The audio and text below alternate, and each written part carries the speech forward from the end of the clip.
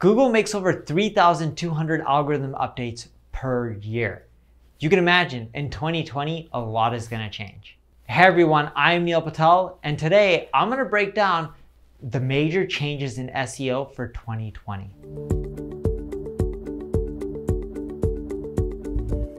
Now, before we get started, make sure you subscribe to this channel. And if you're on YouTube, click the alert notification. So what's going to happen in 2020?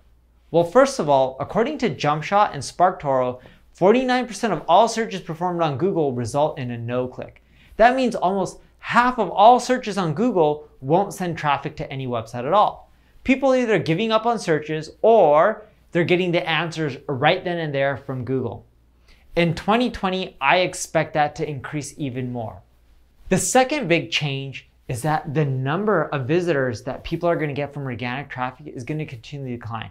Sure, it's being made up at the same time by more people coming online and using Google, but according to Merkle, the total visits produced by organic search fell 6% year over year in Q2 of 2019. And mobile was the one that got hit the hardest, where visit growth dropped by 13% in Q1 of 2019 to 5% in Q2 of 2019. So in 2020, I would expect the traffic to also go down because that's a trend that's been taking place. Probably not at the same pace, but I would expect it to also go down. The third big change that I see, Google is going to be competing more heavily with Amazon. If you've already looked at Shopify, their company's been on a tear, right? Shopify right now, at least according to the Wall Street, is the Amazon alternative. It's your own way for anyone to create their own e-commerce store.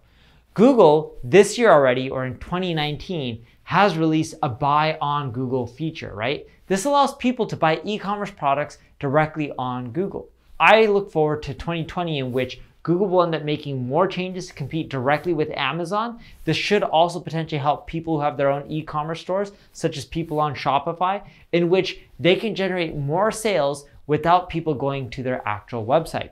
Now, even with the buy on Google button right now, it's not perfect, but again, they rolled it out. I bet you over time they're gonna make iterations to make it so good that people don't even have to go to your website to make any purchases. The fourth change, more people are gonna get the information that they need through rich snippets. According to a study by Path Interactive, on people aged between 13 and 18, a whopping 40% get the information they need from a snippet without clicking through. Now, this doesn't mean that, hey, we're getting less traffic by Google and they're evil. Think of it this way. A lot of those people are just looking for an answer. Sure, they could be coming to your website, but it doesn't mean they're gonna buy anything or become a lead anyways. Now, when you expand the age group from 18 to 30, 20% get what they need from a snippet without clicking through. Some industries have already been disrupted by this trend. Other industries haven't yet, but Google is gonna continually make more and more changes like this to keep giving people a better experience. For example, with flights, if I put in a flight number, Google will show me if that flight's delayed, if it's on time. They even have a nice pretty map to go along with it. You're gonna see Google making more changes than in just flights because they've had this for a while. Whether it's hotel availability or it's weather, they're gonna continually expand this into other areas like they have with lyrics and things like that and definitions. So that way, people can get what they're looking for without having to go to site. For example, I'm a big basketball fan. So when I'm looking up the latest scores on, let's say, the Lakers, I don't want to go to NBA.com. Why can't I just get my answer on Google? See, I don't see this as a bad thing. NBA.com may get less traffic, but hey, I'm already watching the TV. I'm already on that television channel looking at the Lakers game or any other sports game, and I'm looking up scores. So when I'm doing this, they already have my attention, but why do I need to keep going to websites? And you're gonna see that. You may lose traffic, and sure, sometimes people may not have your attention like the NBA or NFL or any of these sports leagues, but here's the thing. A lot of the times Google is providing answers to people. A lot of the times they're trying to help them out. They're improving the user experience. By them improving the user experience, sure, you may get less traffic, but by Google providing better experience, more people are going to be using Google, which should help you get more traffic. B, more people are also coming online, which also helps you get more traffic.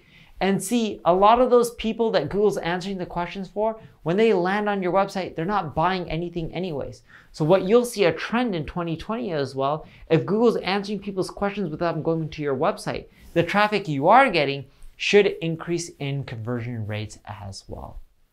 I don't want to end things with you thinking that, hey, Google is evil, because they're not. They're actually a really good company. They even have amazing perks like giving their employees discounts and money back if they do things like drive a earth-friendly car, right? Which is nice.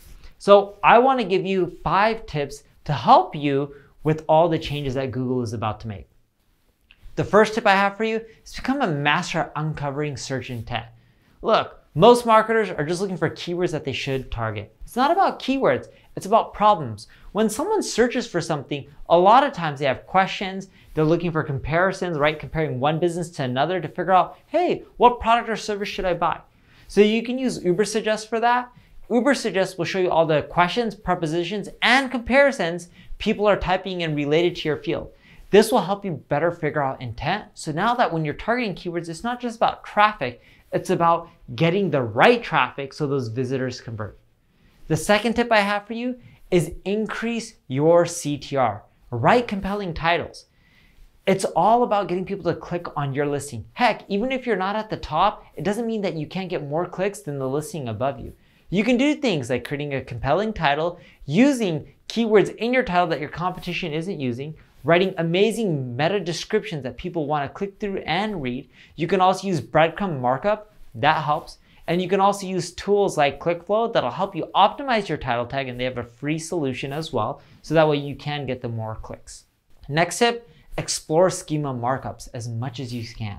Schema markups helps your listing stands out. For example, on the neilpatel.com site, I use the FAQ schema quite often. So when you search for terms like digital marketing, you'll see an indentation with frequently asked questions that I answer right then and there. And people are like, Neil, why would you do this? Less people are going to go to your website. That's actually helped me improve my rankings and overall get more clicks to my website.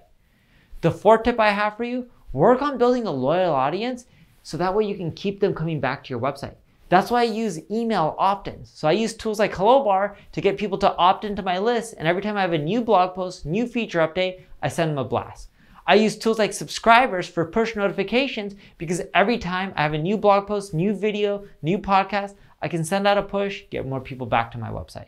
I'm leveraging social channels, even chatbots like ManyChat or Mobile Monkey. These are all ways for me to get more people back to my site. And the fifth tip I have for you, adopt an omnichannel approach. You don't want to just rely on SEO or paid advertising or social media or content marketing. You want to look at everything. When you combine everything and use it together, you'll notice that your CPAs go down. Plus, people see you more often. It's the rule of 7 in marketing. When someone sees you 7 times, they're much more likely to convert.